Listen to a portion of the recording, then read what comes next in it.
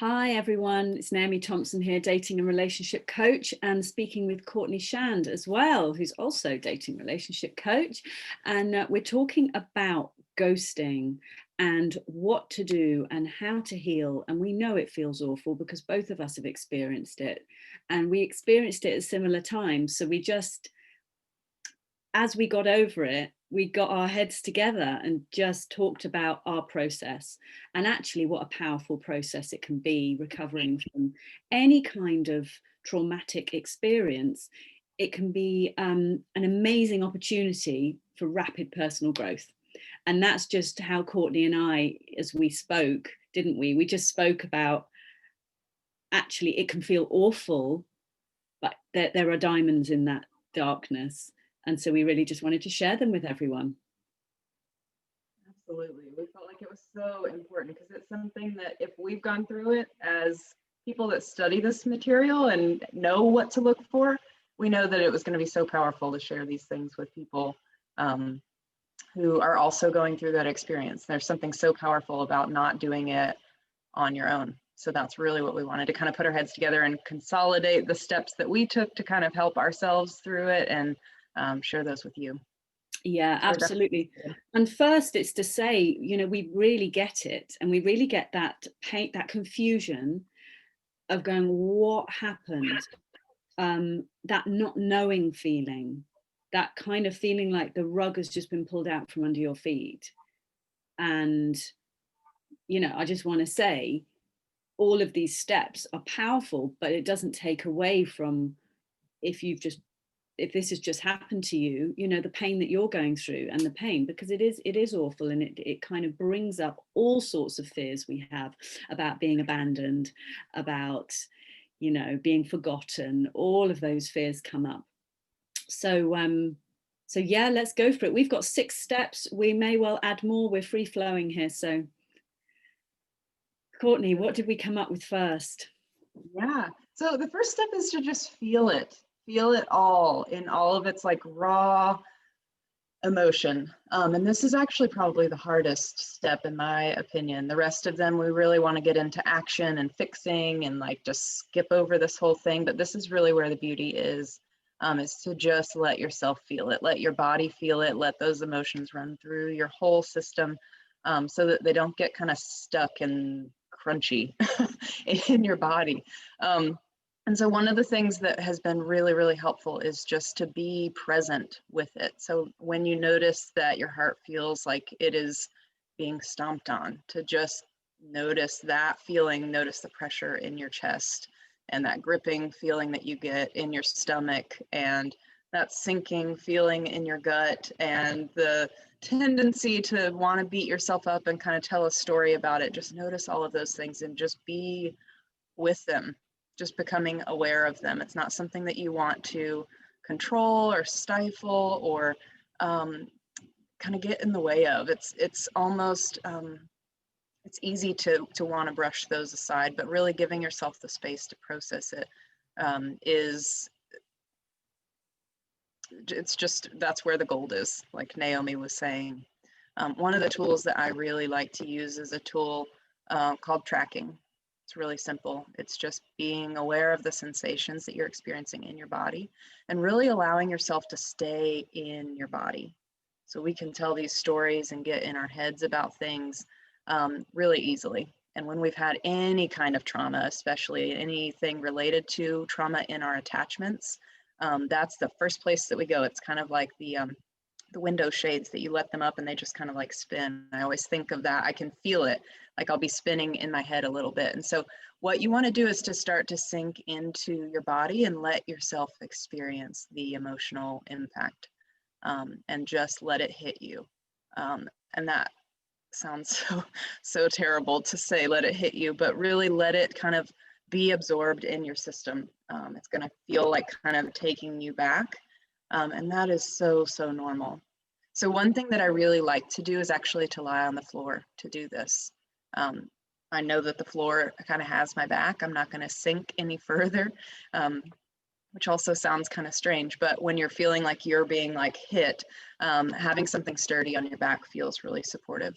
And so what I like to do is to lie flat on the floor and just imagine receiving support from the floor. And that phrase is so powerful for me because it lets my body feel soft. It feels kind of like I'm being held, and my body can just soften. And that way the emotions and the sensations can just run their course. I don't have to like think about them or really kind of be focusing on them. They just do their thing. And so some of the things that you're going to notice are these clenching feelings, this like gut wrenching, like graspy feeling in your abdomen, this like fear of the unknown, this fear, this like heart ache feeling. Your heart can sometimes feel really tender, and that's so normal. You may notice that you cry, that you know, these emotions come out and get released via tears or via strange noises. Just letting that kind of be verbalized through your body and letting that run its course can be so powerful. I totally agree with that one, with like laying on the floor and feeling the solidity of the ground beneath you. And there's something, isn't there? It's like it's the feelings and emotions we get so scared of. It's like the intensity of those feelings. But what's interesting is if you kind of see feelings and emotions like a stream or a river, and what happens is like they flow into us, and when we try and avoid them, we don't want to feel them. It's like we put a dam in the river. We put a dam in the river and then it just spills over, and it spills over in different ways. It doesn't take its natural flow. When you lay on the floor, when you just surrender to those feelings, they kind of, I find they move through quite quickly. You think you're in for a good cry, you think you're in for a really good, and it actually is over really quick.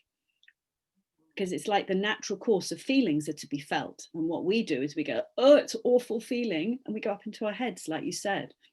And that really takes us on to step 2, which is about retraining your brain to focus on what is in front of you right here and right now. Because what we do, as Courtney said, we just go way up into our heads. Oh my God, what did I do wrong? What happened here? What's so bad about me? This is always going to happen. I'm not lovable. And we just kind of go off into our heads, or he's a jerk, or blah, blah, blah. And we go right up into our heads and feeling it all and just being present with what's there in front of you. A great way to do this is go, what are my hands doing? Ask yourself, what are my hands doing right now? Because normally whatever your hands are doing is what you are doing in this present moment. Whether you are washing the dishes, whether you're putting cream on your face, whether you are talking and gesticulating, whether you are cooking, typing on your keyboard, and noticing the sensation of your fingers, whether it's the contact of the air. And the reason for this is when you're right in the present moment, you're not up in your head. We spend our time worrying about the past and fearing the future, and we're just there. We created a future with this man. We may only have had 2 dates with him or spoken to him for a few weeks, but already we've created this picture of him, and that future we've created is kind of like brought to a sudden stop. So is noticing how much we jump ahead in the future and how much we're worrying and ruminating about the past. They are very seductive places, the future and the past. This fantasy we create is far more exciting than the present moment. It's far more exciting than how my hand feels on the desk, than how my skin feels as I put face cream on. But actually, by being right in the present moment, you can just find some calm and some peace and some stillness from that confusion and that pain. And this is about retraining your brain. This is absolutely about retraining your brain, because your brain, probably, if it's anything like our brains, we're just wired to go straight to alert. When there is abandonment, when there is this kind of feeling of being, forgotten or abandoned, we just go straight to this fear point in our brain.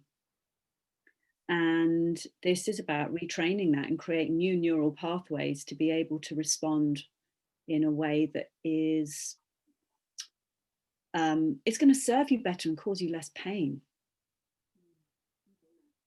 Beautiful. And I want to add one thing to that kind of ties back to the first point, which is a really helpful tool that I found is to just kind of hold my heart and notice, like, this is my trauma response. When I can say, like, this is my trauma response, or this is my, like, whatever you want to call it, it's traumatic, so I'm going to say it's my trauma response. But when I say that to myself, it's like I give myself permission to sink into the feeling that's beneath that. So the feeling that I'm really wanting to avoid or get away from is usually right beneath the surface of this, like, spinning experience. And when I can just say that, it lets me, like, sink into that moment and feel like grief. Wow, oh my gosh, that is so painful. Or wow, this brings up this story. And it lets me be with a whole new layer of the process. Yes, absolutely. Yeah, which go for it. Yeah, which leads us into number 3 pretty easily, because what a lot of our trauma responses are is to create a story. And usually the story is about us, what it means about us. This means that I am not worthy. This means I'm not lovable. This means I'm never going to get what I want. But what I really want to invite you into is to think about how this isn't about you at all. Not being a good fit with someone is actually not a reflection of you. And if we can start to kind of parse that out and create some space between you and the situation, we'll start to see it a little bit more clearly. Because what we're doing is just blaming ourselves for all the reasons why this didn't work out. We're taking on so much of the responsibility. And this is actually kind of a patterned response. We learned this when we were really young, how to do this. If I'm not getting the love that I want, it's something that I did or didn't do. And that just isn't the case in adult relationships. A lot of times we don't have the reasons why he disappeared. We don't have, unless he gives us those explicit, reasons why this isn't working, then we need to start to practice being more present so that we don't take that on ourselves. We do automatically want to, like, blame ourselves and create this whole story of why we're not enough, and it just reinforces this why I'm not enough story. And that's just not going to be serving you moving forward. So if we can, yeah, go ahead, Naomi. Yeah, it's just that real clarity of just accepting that you have absolutely no idea why he disappeared. And all the reasons, as you said, Courtney, all the reasons we create are reasons that suit our story about ourselves. If we have a story that we're always going to be abandoned or we're not lovable or we're never going to find love, we will believe what we want to believe, what suits that story. So it's actually you have absolutely no idea why he disappeared. And people will behave to their kind of maximum emotional ability. So if someone doesn't have the emotional intelligence or the ability to actually have that difficult conversation which says, hey, it's not working for me, or doesn't actually have the ability to really be in relationship, then right now they're absolutely not right for you. Even if they come back, and we'll talk about that later, what to do when they come back, because quite often they do. So yes, it's just, even if you don't want to accept it or believe it right now, is accepting you absolutely have no idea why he disappeared. It will be to do with him and it won't be to do with you. One thing that I do want to say there is it might be worth taking note of the story. As you become aware of it, a lot's going to be coming into your awareness, and this is where it can be really powerful and transformative to capture this information. So go ahead and write it down if you start to notice these thoughts that are kind of circling around. What are the fears that are coming up? What am I afraid this means about me? Or what does this mean about me? journal about it, feel into that, and see if there's an underlying story that you can start to pull to the surface. Because the more clarity that we can have within ourselves, that's going to be helpful later on as we start to move through this phase of healing. Absolutely. And that really takes us on to personal responsibility. Because if we sit in a victim place of, he's a jerk, he did this, I did nothing wrong, blah, blah, blah, with that kind of attitude, because you didn't do anything wrong. But if we take that kind of attitude that we're the victim, we're right, he's wrong, you've got no personal power. You give your power away to someone else. You give the responsibility for your happiness, your stability to somebody else. Personal responsibility is about taking personal power. You know, we enter into any kind of relationship, we both have a responsibility in that relationship, a responsibility of how we react, how we respond, what we bring to the relationship, how we interpret what the other person does or says. We're responsible for all of that. So this is about looking and going, well, how can I be responsible here? And what is there to be healed? What is there to be learned? If he was a messenger sent to teach me something about myself, what was he here to teach me?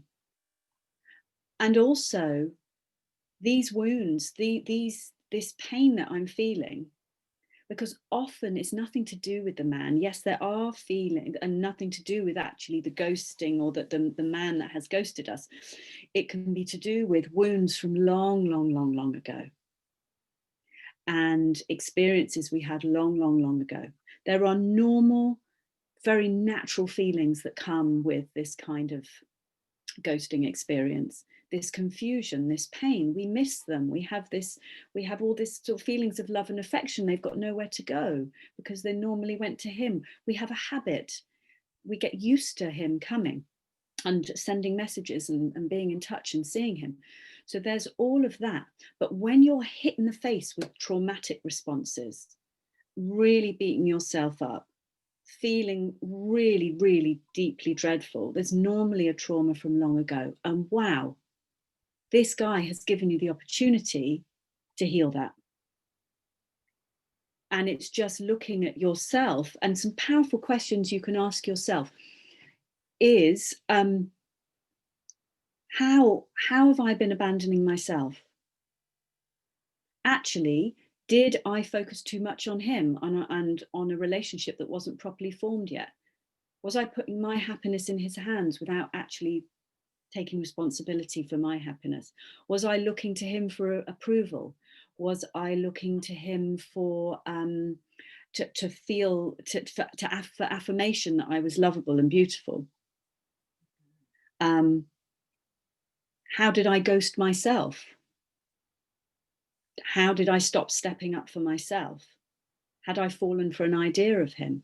These are all questions that kind of, when you start answering them, this ghosting situation becomes an opportunity to up level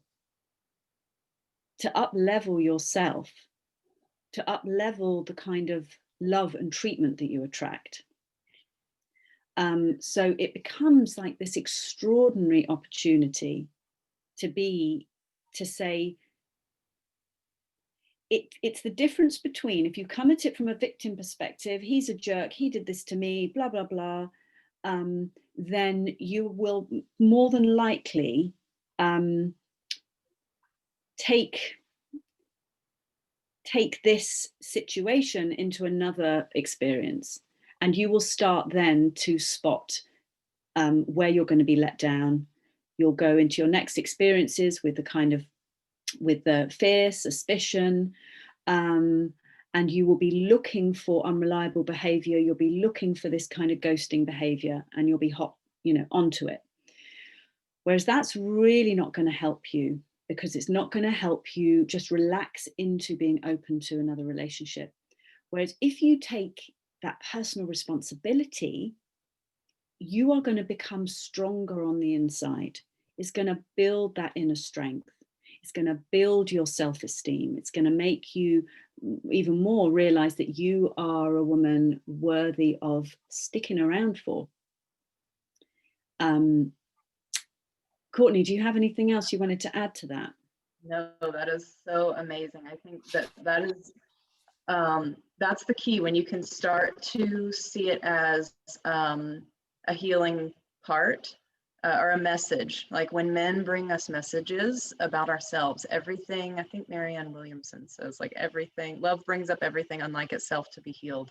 And when you can start to use that phrasing of, this man's bringing me a message, he's showing me part of myself that is still small and needing some attention or some validation or affirmation, that means that we get to go in and do that for ourselves. And that's where the power comes back to us. We're kind of like pulling all of our power back to us, because we have something that we can do about it at that point. It's not like we're completely outsourcing our power, because there does have to be some sharing in a relational container. But it doesn't need to be 100%. And a lot of times when we are feeling these feelings, we're wanting someone else to take responsibility for us, and we're kind of outsourcing our power, which kind of leaves us feeling yucky and not attractive. But also it doesn't, it's not an attractive position to be in for anyone. If you think about it on the flip side, if you've been on a date with a man who's still, hung up on his baggage, and, it kind of just leaves this like kind of feeling. So it doesn't bode well. It's sort of a self-fulfilling prophecy. You start to find the men at that point. You're like on radar for like, who's going to let me down? Who's going to leave me? Who's going to reinforce this story? When you're looking for that, if you look for red things in the room, you're going to find red things. And so that's kind of a really interesting way to think about it. Is there anything else there that kind of leads us into our fifth point? This is, learning to live without closure, is Courtney, go for it on that one. Yeah, well, this is kind of a cool transition from taking personal responsibility to learning to live without closure, because there's so much of the piece that we just want this like nice, pretty package to be tied up, so that we can close that chapter. And really what I see happening, especially in my own experience, is that we don't like feeling this unknown feeling. We don't like having to feel all these feelings because they seem indefinite. We want for it to be kind of like something that we can box up and put on the shelf and save for a rainy day or never, to kind of bring them back out and look at again. But when we can start to be with the feelings, and start to take responsibility moment by moment, by retraining our brain to stay in the present moment, that means that we're in full power in this moment, and we get to have some authority over how things go. This is where we get to really assert, hey, this doesn't feel good to me, in that moment, when it would be helpful to steer the conversation or steer the interaction. We get to actually be able to assert ourselves at that point and kind of cause, the course to move in a different direction that's not going to lead us back to this familiar abandonment area. But this is like next level, when you can start to take back your power in the moment, not expect this person or this man to have 100% responsibility for steering the relationship. I think this is where, as women, we get to step into our own voice and into our own power and ask for what we want and need. And this is where our desires can be so powerful. But we do have to learn how to let go of the outcome so that we can actually get what we want. And that is so counterintuitive. And also, you really can, if you've been ghosted by someone, take time to heal.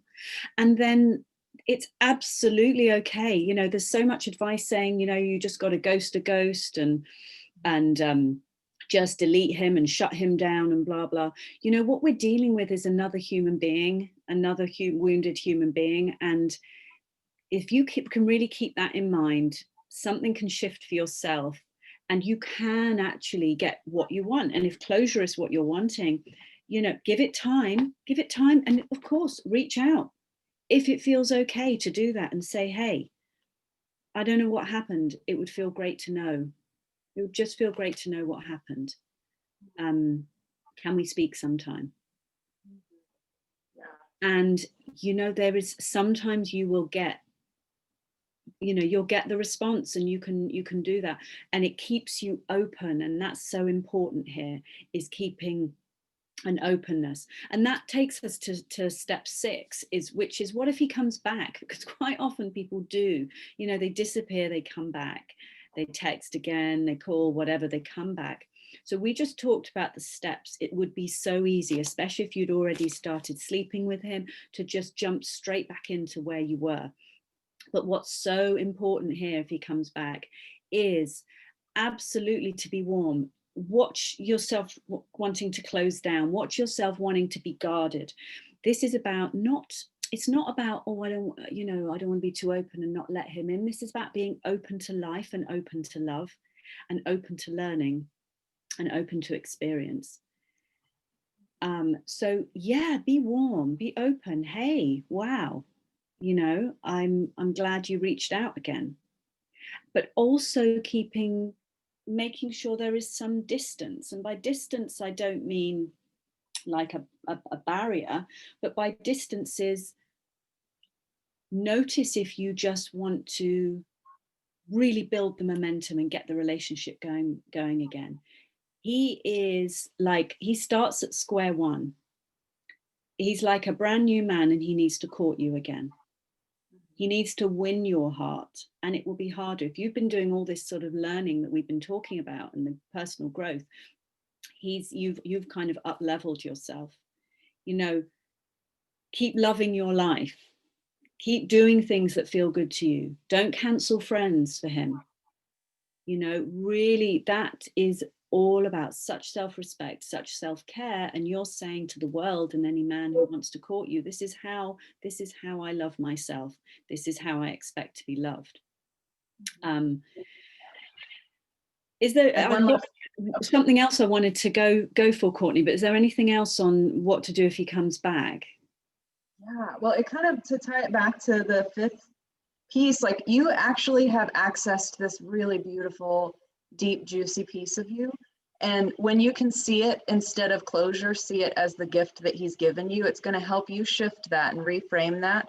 You're going to be less likely to have him step back into that spot. You're going to be like, hey, thank you so much for showing me this part of me, because now I've fallen in love with her, and she requires a lot more. And so it kind of like ups the game of like, he does get to start at square one, and we do have all of these spaces to heal. But the more that we can disconnect that and kind of reframe from it being a continuous thing, and think about it more like, this is date only, you know, like, I am on date one, I'm on date one. So you can kind of disconnect from this building. It is a building of momentum, but if you can start to practice seeing it as, this is the moment I'm in with him right now, what are we creating? It's really going to free up a lot of energy, keeping you from focusing on the past and really accessing those new emotions that you have brought up to heal. And you're going to show up in a totally different way. You're going to be completely mesmerizing to this man. Yeah. So yes, warmth and distance, and kind of knowing what you want. You've got this new opportunity to know what you want, and see if he can step up.